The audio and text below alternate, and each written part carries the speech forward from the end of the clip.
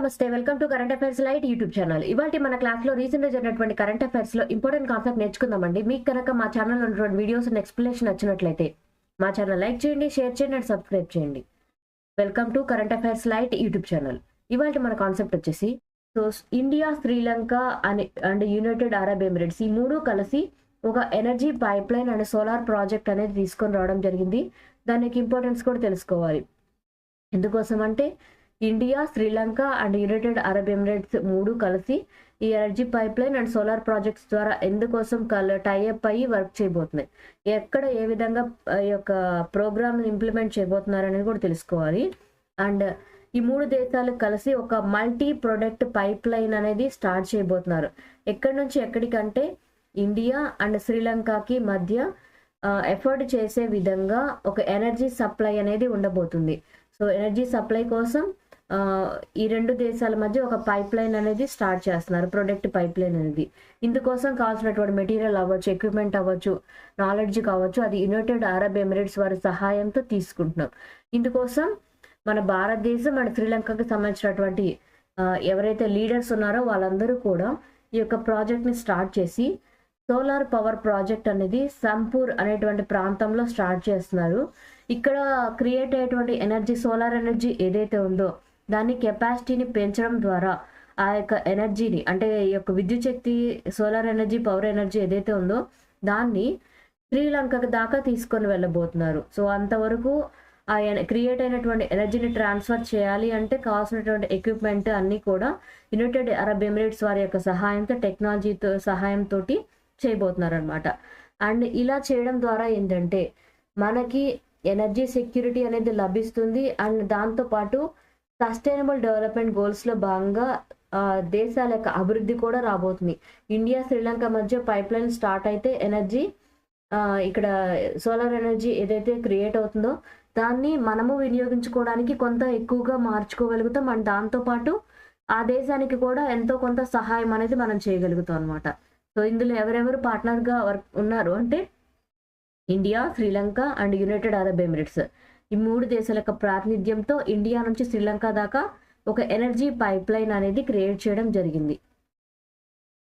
So WHO world health ఆర్గనైజేషన్కి సంబంధించినటువంటి ఒక డేని, ఒక ప్రత్యేకమైనటువంటి దినోత్సవాన్ని జరుపుకోవడం జరిగింది అనమాట. అది కూడా మన ఇండియాలో కూడా దీన్ని సెలబ్రేట్ చేసుకుంటారు. ఎందుకంటే ట్రెడిషనల్ మెడిసిన్ డేగా పిలువబడేటువంటి రోజుని WHO యొక్క ఆధ్వర్యంలో మన దేశంలో కూడా జరుపుకుంటారు. ఈ డే యొక్క ప్రాముఖ్యత ఏంటంటే మనం ఏవైతే ఇంగ్లీష్ మందులు వాడుతున్నామో వాటికన్నా కూడా మనకి మన దేశంలో ఎక్కువగా ప్రాముఖ్యత కల్పించేది ఏంటంటే ఆయుర్వేదం. సో అందుకోసమే ప్రత్యేక విభాగాన్ని కూడా మనం పెట్టుకుందాం, ఆయుర్వేద విభాగాన్ని.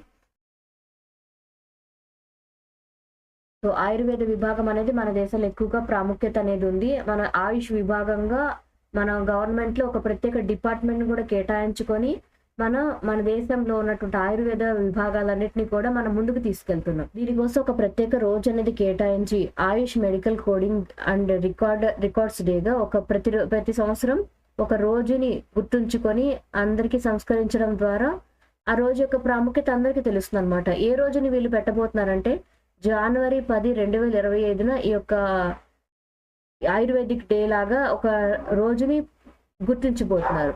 అండ్ ఇదేంటంటే 10th వరల్డ్ ఆయుర్వేదిక్ కాంగ్రెస్ అనేటువంటి మీటింగ్ అనేది జరగబోతుంది డెహ్రాడూన్ ప్రాంతంలో. మన దేశంలో ఉన్నటువంటి డెహ్రాడూన్ ప్రాంతంలో 10వ వరల్డ్ ఆయుర్వేద కాంగ్రెస్ మీటింగ్ అనేది జరగబోతుంది. ఈ యొక్క మీటింగ్లోనే ఈ జనవరి 10న జరగబోయేటువంటి రోజుని గుర్తించబోతున్నారు. ఆ రోజుకి వాళ్ళు ఆ యొక్క పేరు ఏమి ఇచ్చారంటే ఆయుష్ మెడికల్ కోడింగ్ అండ్ రికార్డ్స్ డేగా ఒక ప్రత్యేకమైనటువంటి రోజుని గుర్తించడం జరిగింది.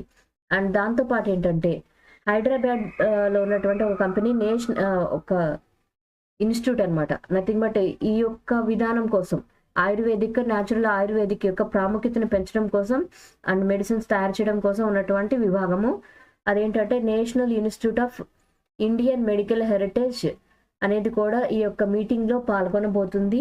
అండ్ దీంతో పాటు CCRAS. సో CCRAS వచ్చేసి central council for research in ayurvedic medicine అనమాట. సో ఆయుర్వేదిక్ మెడిసిన్కి సంబంధించినటువంటి విభాగంలో కొత్తగా పురాతన కాలం అంటే మనం మర్చిపోయినటువంటి మెడిసిన్స్ ఏవైతే ఉన్నాయో వాటన్నిటిని ముందుకు తీసుకొని వచ్చి ప్రజల్లోకి అందించడానికి కృషి చేసేటువంటి విభాగం అన్నమాట. అవి రెండు కలిసి సాంప్రదాయకంగా మన దేశంలో ఉన్నటువంటి ఆయుర్వేద విభాగాన్ని ముందుకు తీసుకొని వెళ్ళాలి అని ఈ యొక్క డేని పురస్కరించుకొని అందరికి అవగాహన అనేది కల్పించబోతున్నారు. అండ్ దాంతోపాటు ఇంకా ఎందుకోసం ఇందులో మనకి ఇంకోటి ఇంపార్టెంట్ ఏంటంటే WHO వాళ్ళు కూడా మన దేశంతో కలిసారు. ఓన్లీ మన దేశంతోటే కాదు. సో WHO వాళ్ళు ఎందుకోసం కలవడం జరిగిందంటే మనం తయారు చేసేటువంటి కెమికల్తో తయారు చేసేటువంటి మెడిసిన్స్ కాకుండా మనకి సాంప్రదాయకంగా ఎప్పటి నుంచో మనకు ఉన్నటువంటి ప్రకృతి ఏవైతే ప్రకృతిలో మనకు వచ్చినటువంటి ఆయుర్వేద మూలికలు ఉన్నాయో వాటన్నిటిని కూడా మన ఆరోగ్యాన్ని కాపాడుకోవడానికి మనం వినియోగించుకోవాలి. మన ప్రపంచాన్ని మనం కెమికల్స్తో కాకుండా ఆరోగ్యం కోసం కేటాయించుకోవాలి అని WHO వాళ్ళు కూడా ఇటువంటి డేని పురస్కరించుకొని అందరికీ అవగాహన అనేది కల్పించాలి అని ముందుకు రావడం జరిగింది. సో ఎక్కడ జరగబోతుంది ఈ యొక్క మీటింగ్ అంటే డెహ్రాడూన్ ప్రాంతంలో ఈ యొక్క మీటింగ్ అనేది జరగబోతుంది. So national energy conservation awards అనమాట 2024 సంబంధించినటువంటి అవార్డ్స్ రీసెంట్గా న్యూఢిల్లీలో జరిగాయి. సో న్యూఢిల్లీలో జరిగినటువంటి ఈ మీటింగ్స్ యొక్క ప్రాముఖ్యత ఏంటో కూడా మనం తెలుసుకోవాలి. ఎందుకోసం అంటే ఎనర్జీ కన్జర్వేషన్ కోసం ఎక్కువగా ఎటువంటి విధి విధానాలు అనేవి పాటించాలి అనేటువంటివన్నీ కూడా ఈ యొక్క మీటింగ్లో పరిష్కార మార్గాలు అంటే మనకున్నటువంటి శక్తి వనరులను ఏ విధంగా కాపాడుకోవాలనేటువంటి విషయాల మీద అవగాహన కార్యక్రమాలు నిర్వహించారు. అండ్ అక్కడికి వచ్చినటువంటి ఎవరైతే ఉన్నారో స్కూల్ స్టూడెంట్స్, కాలేజ్ స్టూడెంట్స్ ఎవరైతే ఉన్నారో వాళ్ళందరికీ నాలెడ్జ్ ఇవ్వడంతో పాటు వాళ్ళకి కాంపిటీషన్స్ కూడా పెట్టడం జరిగిందనమాట. So national energy conservation awards పరంగా కొన్ని అవార్డ్స్ అండ్ ప్రైజెస్ అనేవి కేటాయించడం జరిగింది.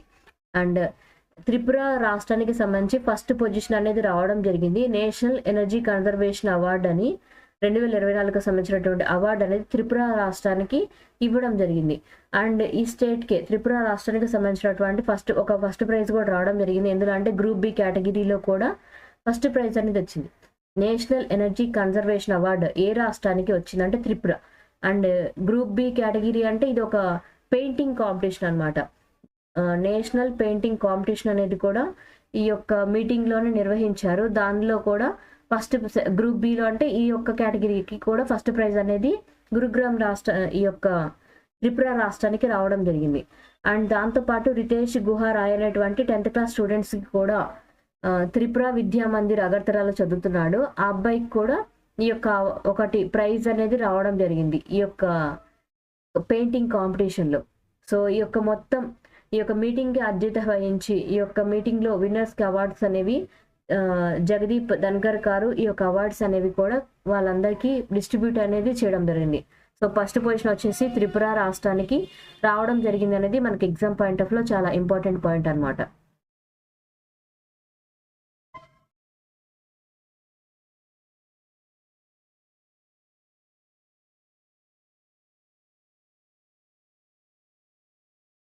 Thank you for watching my video. మీకు కనుక నా వీడియోని ఎక్స్ప్లెనేషన్ వచ్చినట్లయితే నా వీడియోస్ లైక్ చేయండి, షేర్ చేయండి, సబ్స్క్రైబ్ చేయండి.